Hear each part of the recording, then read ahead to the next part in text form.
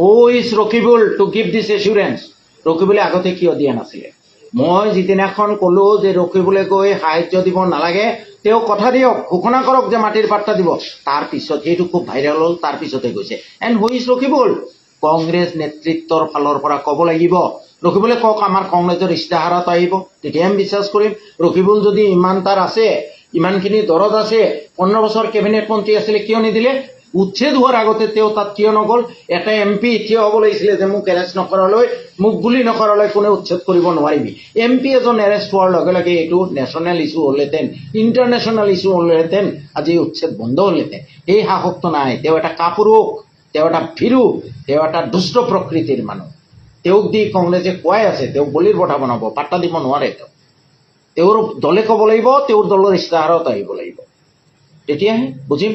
আৰু মই মিয়া জনগোষ্ঠীৰ মানুহক আহ্বান জনাওঁ যে নিৰ্বাচন আহি আছে, বিভিন্ন ৰাজনৈতিক, আপোনালোকে এইবোৰ পাহৰি যাব। দুদিন পিছত বিভিন্ন ৰাজনৈতিক দলৰ নেতাই আহিব, বাৰে বছৰো ভাষণ দিব। আপোনালোকে ক'ব এই ভাষণ আমি নুশুনো। 5টা কথা আমাৰ।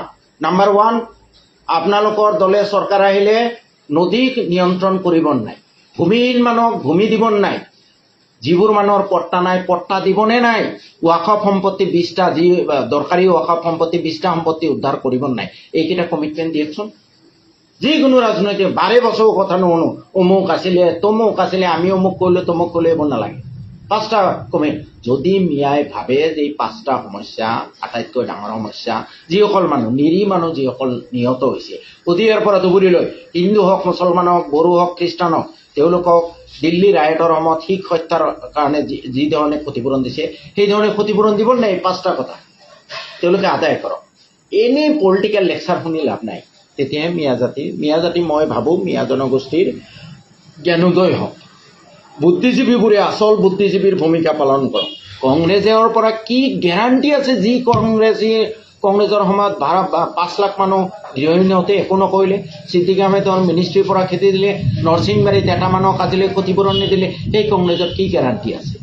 কংগ্ৰেছ নেতৃত্বই, কেন্দ্ৰীয় নেতৃত্ব, ৰাজ্যিক নেতৃত্বই কিয় ঘোষণা কৰা নাই?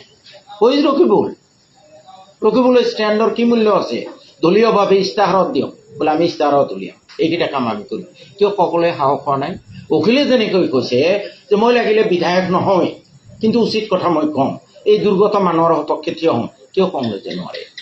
যি কংগ্ৰেছত মহাত্মা গান্ধীৰ সৃষ্টি, যি কংগ্ৰেছত মহাত্মা গান্ধীৰ সত্য আছিলে মূল চাবিকাঠি, যি কংগ্ৰেছত জৱাহৰলাল নেহৰুৱে হিন্দু মুছলমান সকলো জনগোষ্ঠীৰ কাৰণে কাম কৰিছিলে, সেই কংগ্ৰেছৰ নেতৃত্ব যোৱা প্ৰায় 60 বছৰ শাসনৰ গাদীত থাকি তেওঁলোকৰ চকুটো অকল গাদীত, মানুহক সেৱা কৰা নহয়।